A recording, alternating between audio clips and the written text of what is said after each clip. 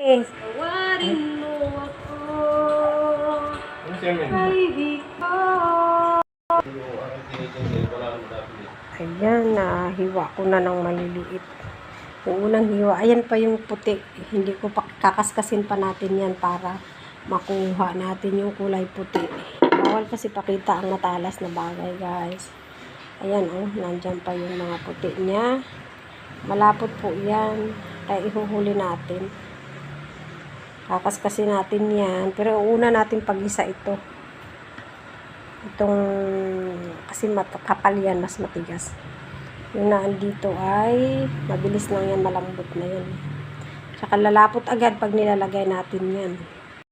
Sibuyas at bawang. Pagkagisa ng bawang sibuyas, lagyan natin ng favorite kong malunggay.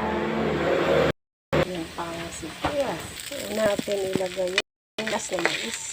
Yung unang slice ba? Pagkahiwa. Lagyan natin ng patis at paminta, sabayan ng tubig.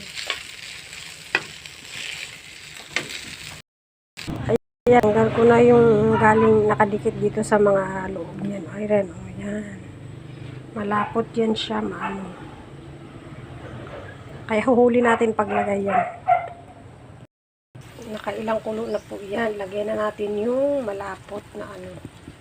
Kita mo mamaya ang lapot na niyan. Sairin natin sa lagay.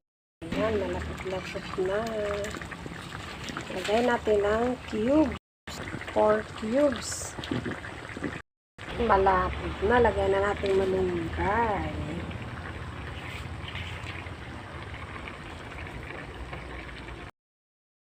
Takpan muna natin kasi sabi pag hinalo na yung malunggay, pagkalagay, bagong lagay hahaluin na pait or maasim.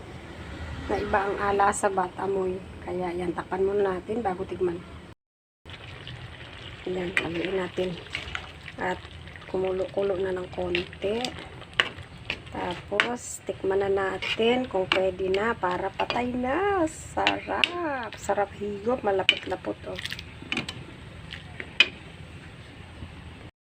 Perfect ang lasa. Achieve na achieve ang gusto kong lasa. Ayan, kain mga kalabuan.